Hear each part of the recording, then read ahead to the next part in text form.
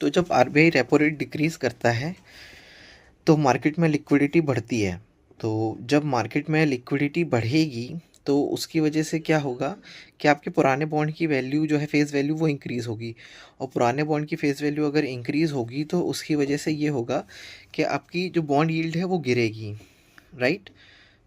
And ये vice versa होगा जब आरबीआई लिक्विडिटी टाइट करेगा, अपने रेपो लोन्स को एक्सपेंसिव करेगा, तो जो नए जो बॉन्ड्स आएंगे वो एक्सपेंसिव होंगे, तो आपके बॉन्ड की फेस वैल्यू जो है वो कम होगी और बॉन्ड यील्ड बढ़ जाएगा।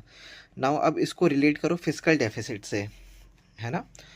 तो जब फिस्कल डेफिसिट होगा तो गवर्नमेंट बोरो करेगी मार्केट से, तो गवर्नमेंट बॉन्ड लेके आएगी अपनी मार्केट के अंदर।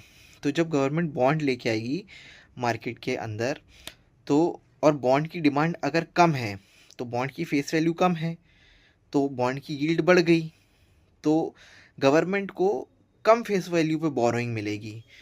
और ये फिस्कल डेफिसिट का टाइम है, ये टाइम क्राइसिस का है।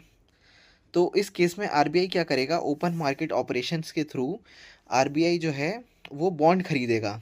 तो बॉन्ड की डिमांड बढ़ेगी, बॉन्ड की फेस वैल्यू बढ़ेगी, बॉन्ड की यील्ड कम हो जाएगी। तो इसकी वजह से क्या होगा कि जब बॉन्ड की यील्ड कम होगी तो गवर्नमेंट की जो बोरोइंग है वो चीप हो जाएगी, है ना? और पहले क्या था कि बॉन्ड की डिमांड कम थी और गवर्नमेंट को बॉन्ड से बोरो करना था।